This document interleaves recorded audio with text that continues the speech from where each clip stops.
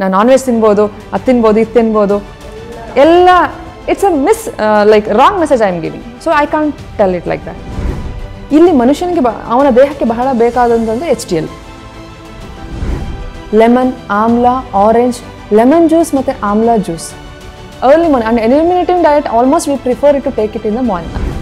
Renal disorders ಇತ್ತು ಅಂತಂದರೆ potassium ಜಾಸ್ತಿ ತಗೊಂಡ್ರಿ ಅಂತ ಹೇಳಿದ್ರೆ ಮತ್ತೆ ಕಿಡ್ನಿ ಮೇಲೆ ಓವರ್ಲೋಡ್ ಆಗುತ್ತೆ. ವೆಯ್ಟ್ ರಿಡಕ್ಷನ್ ಅಂತ ಹೇಳಿದ್ರು ಅಥವಾ ಫಾಸ್ಟಿಂಗ್ ಅಂತ ಹೇಳಿದ್ರು ಅಥವಾ ಡ್ಯಾಶ್ ಡಯಟ್ ಅಂತ ಹೇಳಿದ್ರು, all these three things covers in the nutrition and diet ಅಥವಾ ಡಯಟ್ ಆ್ಯಂಡ್ ಫಾಸ್ಟಿಂಗ್ ಅಂತ ಏನು ಹೇಳ್ತೀವಿ. ಸೊ ನಮ್ಮಲ್ಲಿ ಮ್ಯಾನೇಜ್ಮೆಂಟ್ ಅಂತ ಹೇಳುವಾಗ ಲೈಫ್ ಸ್ಟೈಲ್ ಮಾಡಿಫಿಕೇಶನ್ ನಾವು ಹೇಳುವಂಥದ್ದು ಮೊದಲಿಗೆ ಹೇಳುವಂಥದ್ದು ಫುಡ್ ಬಗ್ಗೆ. That's about the diet. So diet ಅಂತ ಹೇಳಿದಾಗ ಏನೆಲ್ಲ ತಗೋಬೋದು, ಡ್ಯಾಶ್ ಡಯಟ್ ಅಂತ ಹೇಳಿದೆ ನಾನು. ಸೊ ಡ್ಯಾಶ್ ಡಯಟ್ ಅಂತ ಹೇಳಿದಾಗ yes, dietary approach towards to stop hypertension ಅಂತ ಹೇಳಿದೆ. ಕರೆಕ್ಟ್. ಸೊ ಏನಿದು ಅಂದರೆ ನಾರ್ಮಲ್ ಆಗಿ ನಾವು ತಗೊಳ್ಳುವಂಥ ಆಹಾರನ ಸೋಡಿಯಂ ಕಡಿಮೆ ಇರುವಂಥ ಆಹಾರಗಳನ್ನು ಅಡ್ವೈಸ್ ಮಾಡುವಂಥದ್ದು. ಓಕೆ, ತುಂಬ ಈಸಿಯಾಗಿ ಹೇಳಬೇಕಂದ್ರೆ ಉಪ್ಪು ಕಡಿಮೆ ಅಥವಾ ಉಪ್ಪಿಲ್ಲದಾನ ಅದನ್ನು ಹೇಳಬಹುದು. ಹಂಗಂತ ಕಂಪ್ಲೀಟ್ ಸಾಲ್ಟ್ ಸ್ಟಾಪ್ ಮಾಡ್ತೀನಿ ಅಂತ ಇನಿಷಿಯಲ್ ಅಂತಾನು ಹೇಳಲಿಕ್ಕೆ ಆಗೋದಿಲ್ಲ. ಓಕೆ. ಒಂದು ಡ್ಯಾಶ್ ಡಯಟಲ್ಲಿ ಇನ್ನೂ ಒಂದು ಏನಂತಂದರೆ, ಯಾಕೆಂದರೆ ನಾನು ಆಗಲೇ ಹೇಳಿದೆ target organs will be affected ಅಂತ ಹೇಳಿ, ಬ್ರೈನ್ ಆ್ಯಂಡ್ ಕಿಡ್ನಿ ಅಂತ ಹೇಳಿ.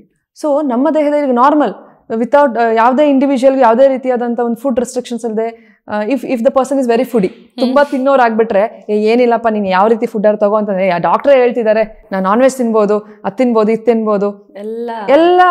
It's a like wrong message I am giving. So I can't tell it like that. So it has one system. Like diet ಅಂತ ಹೇಳುವಾಗ ಒಂದು ವೆರಿ ಸಿಸ್ಟಮೆಟಿಕ್ ಆಗಿ ನಾವು ಅದನ್ನು ಫಾಲೋ ಮಾಡಬೇಕಾಗತ್ತೆ.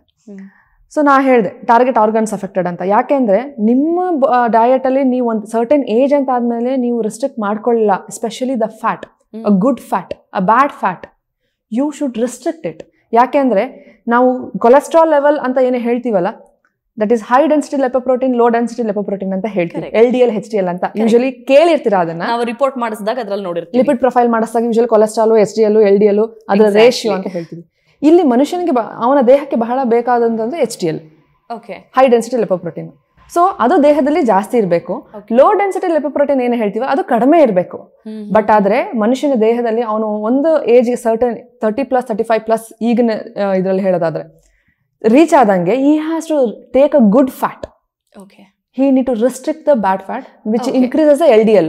That increases the risk of the heart attack and the renal condition, renal disorders, renal failure.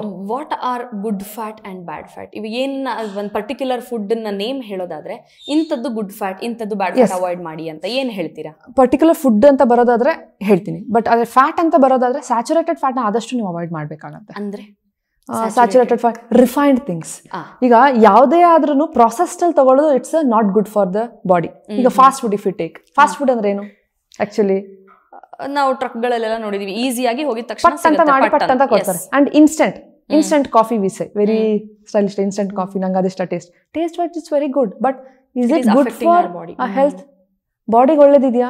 Sudden observe ಆಗುತ್ತೆ ಬಾಡಿಗೆ, ಅಲ್ಲಿ ಗುಡ್ ಒಳ್ಳೆ ಅಂಶ ಐತೆ ಅಂತಂದ್ರೆ yes. So fast food, instant ಥಿಂಗ್ಸ್ಗೆ ಮನುಷ್ಯ ಹೋದಷ್ಟು ಏನಾಗ್ತಾ ಇದೆ, ಬಾಡಿ ಅಬ್ಸರ್ಪ್ಷನ್ ಜಾಸ್ತಿ ಆಗ್ತಾ ಇದೆ. You are storing the toxins rather than the good things inside your body. ಅದನ್ನೇ ಹೇಳೋದು ಡ್ಯಾಶ್ ಡಯಟ್ ಆ್ಯಕ್ಚುಲಿ. ಸೊ ಗಾಣದಲ್ಲಿ ತೆಗೆದಂಥ ಎಣ್ಣೆ, I mean the any seeds, like ಈಗ ನಾವು ಏನು ಆಯಿಲ್ ಯೂಸ್ ಮಾಡ್ತೀವಲ್ಲ ಅಡುಗೆಗೆ, if you take that, we need to think about that. Processed ಆಯಿಲಲ್ಲಿ, ರಿಫೈನ್ಡ್ ಆಯಿಲಲ್ಲೋ ಅಥವಾ ಈ ಒಂದು ಗಾಣದಲ್ಲಿ ನಾವು ಗಾಣದಲ್ಲಿ ನ್ಯಾಚುರಲ್ ಆಗಿ ಎಕ್ಸ್ಟ್ರಾಕ್ಟ್ ಮಾಡುವಂಥದ್ದಕ್ಕೂ ತುಂಬಾ ಡಿಫ್ರೆನ್ಸ್ ಇದೆ. Cold pressed oils or else we say wood pressed oils, cold pressed oils ತುಂಬಾ ಕೇಳ್ತೀವಿ ನಾವು ಅದನ್ನ. ಹೌದು. So that is good actually. So natural farm ಅಲ್ಲಿ ಸಿಗುವಂಥದ್ದು ಇಟ್ಸ್ ಗುಡ್. ಪ್ರಕೃತಿದತ್ತವಾಗಿ ಅದನ್ನ ಹೆಂಗ್ ಎಕ್ಸ್ಟ್ರಾಕ್ಟ್ ಮಾಡಿ ತಗೋಬೇಕು ಹಂಗೆ ತಗೋತಾ ಇದೀವಿ. Category good fat. Yes. So ಅಲ್ಲಿ ಯಾವುದೇ ರೀತಿಯಾದ ಮತ್ತೆ ಪ್ರೊಸೆಸಿಂಗ್ ಇಲ್ಲ, ಮತ್ತೆ ಮಿಕ್ಸ್ಚರ್ಸ್ ಇಲ್ಲ. ಟೇಸ್ಟ್ ಎನ್ಹಾನ್ಸ್ ಮಾಡೋಕ್ಕಾಗಿರ್ಬೋದು ಅಥವಾ ಮತ್ತೊಂದಕ್ಕೆ ಇರೋದಿಲ್ಲ ಅಲ್ಲಿ. ಹಿಂದೆ ಎಲ್ಲ ಆಕ್ಚುಲಿ ಅದನ್ನೇ ತಗೋತಾ ಇದ್ರು, ಈಗೀಗ ಸೊ ಹಂಗಾಗಿ ಕಾಯಿಲೆಗಳು ಈಗೀಗ ಜಾಸ್ತಿ ಆಗಿದೆ. ಒಂದು ಡ್ಯಾಶ್ ಡಯಟಲ್ಲಿ ಒಂದು ಅದನ್ನ ಗಮನಿಸಬೇಕು. ಇನ್ನೊಂದು ಹೇಳೋದಾದ್ರೆ ಡ್ಯಾಶ್ ಡಯಟಲ್ಲಿ ಆಗ್ಲೇ ಹೇಳಿದೆ ಸೋಡಿಯಂ ಕಡಿಮೆ ಇರುವಂಥದ್ದನ್ನು ತಗೋಬೇಕು. ಆಮೇಲೆ more of fibres, more of minerals, ಆಮೇಲೆ potassium, calcium, magnesium rich diets we need to take, and whole grains, more of fruits, whole grains ಅಂದ್ರೆ ಇಟ್ಸ್ ಅ ಕಾಂಪ್ಲೆಕ್ಸ್ ಕಾರ್ಬೋಹೈಡ್ರೇಟ್ ಅಂತ ಹೇಳ್ತೀವಿ. ಅಂದ್ರೆ ಅಷ್ಟು ಸುಲಭವಾಗಿ ಅದು ಕರಗೋಲ್ಲ actually. You need to do some physical activity. ಅದೇ ರಿಫೈನ್ಡ್ ಕಾರ್ಬೋ ಆದ್ರೆ maida, especially if you take. So it's not good. So why we say it's not good again comes to the fast food and the refined things, what that does to the body. ಎಲ್ಲ ಕೇಳಿರ್ತೀರ, ಓದಿರ್ತೀರ. So ಆದಷ್ಟು dash ಡಯಟಲ್ಲಿ ಬರುವಂಥದ್ದೇ ಆದಷ್ಟು salt restricted ಇರುತ್ತೆ, sodium restricted diet ಅಂತಂದ್ರೆ. ಆಮೇಲೆ ನ್ಯಾಚುರಲ್ ಆಗಿ ಯಾವ ಫುಡ್ಡಲ್ಲಿ ಸೋಡಿಯಂ ಇರುತ್ತೆ ಅದನ್ನು ಮತ್ತೆ ರೆಸ್ಟ್ರಿಕ್ಟ್ ಮಾಡುವಂಥದ್ದು. ಸೊ ಯಾವುದನ್ನೆಲ್ಲ ತಗೋಬೇಕು ಆಗಲೇ ಹೇಳಿದಾಗ fruits, vegetables, green leafy vegetables ಒಂದು, ಆಮೇಲೆ ಕಾಳುಗಳು, cereals, whole grains. Non vegetarians ಬಂದ್ರೆ ಟ್ಯೂನಾ ಫಿಶ್ ಏನು ಹೇಳ್ತೀವಿ, that is very good again. So they can take a fish. ಅಂದ್ರೆ ಟ್ಯೂನಾ ಆದ್ರೆ ಇಟ್ಸ್ ಬೆಟರ್ ಅಂತ ಹೇಳ್ತೀವಿ. ಬಟ್ ಪೌಲ್ಟ್ರಿ ಅಥವಾ ಚಿಕನ್ ಅಂತ ಹೇಳ್ತಾರೆ. ಅಗೇನ್ ಚಿಕನ್ ಅಂತ ಬಂದಾಗ it's how they are breeding it, it's very important. The poultry are the boiler chicken what the people nowadays they are taking, it's not good. All poultry they 40 days 30 days ಅಲ್ಲೇ cultivate ಮಾಡ್ತಾರೆ ಅಂತಂದ್ರೆ just imagine. Natural ಈಗ ನಾನು ಆಯಿಲ್ನೇ ಹೇಳಿದೆ, natural ಗಾಣದಲ್ಲಿ ತಿರುಗಿ ಹೆಂಗ್ ತಗೋತ, ಅದೇ ತರ ಈಗ ನ್ಯಾಚುರಲ್ ಆಗಿ ಒಂದು ಮೊಟ್ಟೆ ಹೊಡೆದು ಮರಿಯಾಗಿ ಎಷ್ಟು ದಿನ ಬೇಕಾಗುತ್ತೆ ಅದು ಡೆವಲಪ್ಮೆಂಟ್ಗೆ ಅಲ್ವಾ? ಬಟ್ ಈಗ ಪೌಲ್ಟ್ರಿ ಬರ್ತಿರೋದಲ್ಲ and the size of it. Correct ಹೌದು. So it's all hefty, it's all like meat ಪರ್ಪಸ್ಗೆ ಅಂತಾನೆ, ಬಿಸ್ನೆಸ್ ಪರ್ಪಸ್ಗೆ ಅಂತ ಮಾಡೋದು. Yes we have done this research actually. ಪೌಲ್ಟ್ರೀಸ್ಗೆ ಹೋಗಿ ಕಂಪ್ನಿಗಳು ಟೈ ಅಪ್ ಮಾಡಿ ಏನಂದ್ರೆ they'll give chicks actually. Along with those chicks they'll give a packets, medicinal packets to feed them. Not natural. ನಾವು ಅಕ್ಕಿ ಹಾಕ್ತಿವಿ ಮನೇಲಿ, ಕೋಳಿ ಸಾಕೋದಾದ್ರೆ ಅಕ್ಕಿ ಹಾಕ್ತಿವಿ, ಜೋಳ ಹಾಕ್ತಿವಿ, ಹೆಕ್ಕಿ ತಿನ್ನತ್ತೆ. That is a natural thing. But ಇಲ್ಲೇ ಏನಂತಂದ್ರೆ what these people give the packet form foods, food in the sense tablets, steroids. ಅಯ್ಯೋ. So hen is feeding with those things. Okay. And we are consuming that. So what happens? So ಅದಕ್ಕೆ ನಾವು ಅದನ್ನ recommend ಮಾಡಲ್ಲ usually. So tuna fish is good, they can take non vegetarians ಅಂತ ಅಂದಾಗ. So S, dash diet ಅಂದ್ರೆ all these things it has. ಒಂದು ಇನ್ನೊಂದು diet ಅಂತ ಹೇಳುವಾಗ ನಾವು ವಿಲ್ ಕ್ಲಾಸಿಫೈ, ನಾವು ಅದನ್ನ ವಿಭಜಿಸ್ತೀವಿ. ಅಂದ್ರೆ eliminating diet, soothing diet, constructive diet. So eliminative diet ಅಂತಂದ್ರೆ ನಿಮ್ಮಲ್ಲಿ ಇರುವಂತ ಟಾಕ್ಸಿನ್ಸ್ ನ ವಿ ನೀಡ್ ಟು ರಿಮೂವ್, ನಾವು ತೆಗೆದು ಹೊರಗೆ ಹಾಕ್ಬೇಕು. ಡಯಟ್ ಅಂದ್ರೆ ಈಗ ನಾನು ಡಯಟ್ ಬಗ್ಗೆ ಮಾತಾಡ್ತಿರೋದನ್ನ only I'll speak about that. So dietary management ಅಂತ ಬಂದಾಗ ಹೇಳಿದೆ ಎಲಿಮಿನೇಟಿವ್. ಸೊ ಯಾವ್ದೆಲ್ಲ ಎಲಿಮಿನೇಟಿಂಗ್ ಫುಡ್ಸ್ ಅಂತ ಹೇಳಿ, vitamin C rich, vitamin potassium rich. So dash diet ನೀವು ಪೊಟ್ಯಾಷಿಯಂ ಜಾಸ್ತಿ ಕೊಡ್ಬೇಕು ಆಕ್ಚುಲಿ. ಅಂದ್ರೆ ಇವಾಗ ಒಬ್ಬ ಲೇಮ್ಯಾನ್ಗೆ ಇದ್ರಲ್ಲಿ ಪೊಟ್ಯಾಷಿಯಮ್ ಇಷ್ಟು, ಇದ್ರಲ್ಲಿ ಮ್ಯಾಂಗನೀಸ್ ಇಷ್ಟಿರುತ್ತೆ, ಕ್ಯಾಲ್ಸಿಯಂ, ಅವ್ರಿಗೆ ಅದೆಲ್ಲ ಗೊತ್ತಾಗೋದಿಲ್ಲ.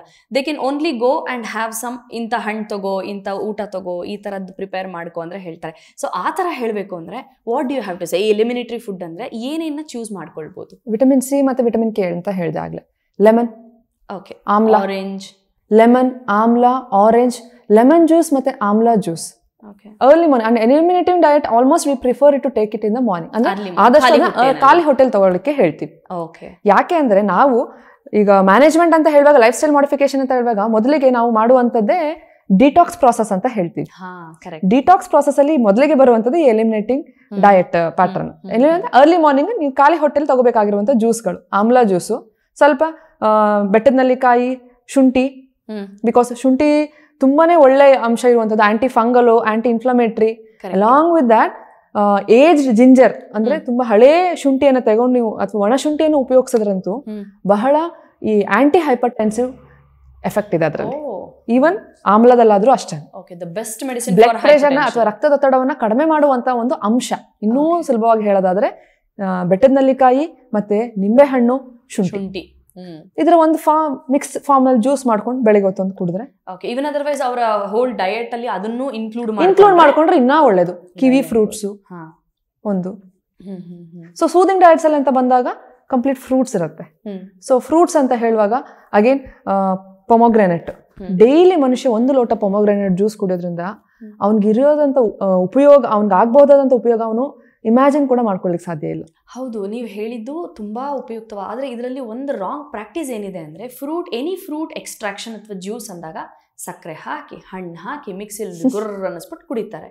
ಹೇಗ್ ಮಾಡ್ಬೇಕು ಹಂಗಿದ್ರೆ ಹೇಳಿ ಡಾಕ್ಟರ್? ಅದನ್ನ ಹೇಳ್ತೀನಿ, ಅದನ್ನೇ ಹೇಳಿದೆ. ಈಗ ಪೊಮೊಗ್ರಾನೆಟ್ ಜ್ಯೂಸ್ ಅಂತ ಹೇಳಿದೆ. ನಾನೀಗ ಹೈಪರ್ ಟೆನ್ಷನ್ ಅಥವಾ ಅಧಿಕ ರಕ್ತದೊತ್ತಡ ಬಗ್ಗೆ ಮಾತಾಡ್ತಿರೋದಕ್ಕೆ ನಾನು ಬೀಟ್ರೋಟು ಮತ್ತೆ ಪೊಮೊಗ್ರಾನೆಟ್ ನ ಜ್ಯೂಸ್ ಫಾರ್ಮ್ ಅಲ್ಲಿ ತಗೊಳ್ಳಿ ಅಂತ ಹೇಳ್ತೀನಿ. ಇಲ್ಲ ಅಂದ್ರೆ ಸೂದಿಂಗ್ ಡಯಟ್ ಅಲ್ಲಿ ನೀವು ಹೋಲ್ ಫ್ರೂಟ್ ನೇ ಕನ್ಸ್ಯೂಮ್ ಮಾಡಬೇಕು. ಅಂದ್ರೆ ಆಸ್ ಫ್ರೂಟ್, ರಾ ಹೋಲ್ ಫ್ರೂಟ್ನೇ ಕನ್ಸ್ಯೂಮ್ ಮಾಡಬೇಕು, ಹೋಲ್ ಫ್ರೂಟ್ನೇ ನೀವು ಕನ್ಸ್ಯೂಮ್ ಮಾಡಬೇಕಾಗಿರುವಂತದ್ದು. ಯಾಕಂದ್ರೆ ನಾನು ನಿಮ್ಗೆ ಆಗ್ಲೇ ಹೇಳ್ದೆ, ಡ್ಯಾಶ್ ಡಯಟ್ ಅಲ್ಲಿ ಫೈಬರ್ ಇದೆ, ಫೈಬರ್ ಎಲ್ಲಿಂದ ಸಿಗ್ಬೇಕು?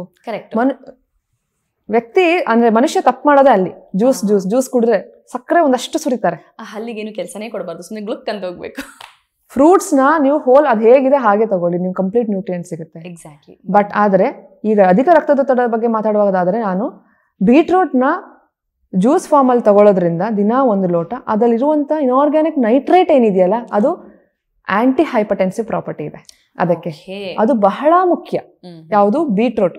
ಅದಕ್ಕೆ ಹೇಳೋದು ನಾನು ನನ್ನ ಪೇಷಂಟ್ಸ್ಗಾದ್ರೂ ಅಷ್ಟೇ ನಾನು, ಯಾಕೆಂದ್ರೆ ಇದು ನಾನು ನನ್ನ ಕ್ಲಿನಿಕಲ್ ಸ್ಟಡಿಯಲ್ಲಿ ಮಾಡಿರುವಂತಹ ಒಂದು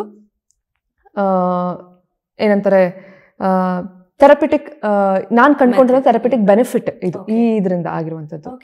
ಯಾಕೆಂದ್ರೆ ಒಂದು ವ್ಯಕ್ತಿಗೆ ಈಗ ಹೈಪರ್ಟೆನ್ಸಿವ್ ಇನಿಷಿಯಲ್ ಸ್ಟೇಜಲ್ಲಿ ಬರ್ತಿದ್ದಾರೆ ಅಥವಾ ಆಲ್ರೆಡಿ ಹೈಪರ್ಟೆನ್ಸಿವ್ ಇದೆ, ಅವ್ರು ಡ್ರಗ್ ತಗೊಳಕ್ಕೆ ಇಷ್ಟ ಇಲ್ಲ ಅಂತ ಹೇಳಿದ್ರೆ ನಾನು ಫಸ್ಟಿಗೆ ಅವರಿಗೆ ಸ್ಟಾರ್ಟ್ ಮಾಡುವಂಥ ಒಂದು ಡಯೆಟ್ಟೇ start with a barley juice.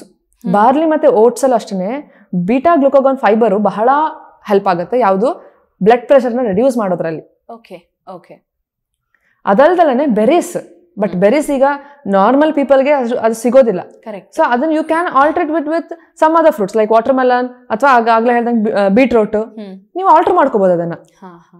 So ಅದರಲ್ಲಿರುವಂತಹ ಮತ್ತೊಂದು ಕಂಟೆಂಟ್, ಈಗ ನಾನು ಅದನ್ನ ಎಲ್ಲಾನು ಈಗ ಸಿಟ್ರುಲಿನ, ಫೈಟೋಫಿನಾಲ್ ಎಲ್ಲ ಬೇಕಾಗಿರುವಂತದ್ದು ಅಂಶಗಳೇ. ಯಾವುದು?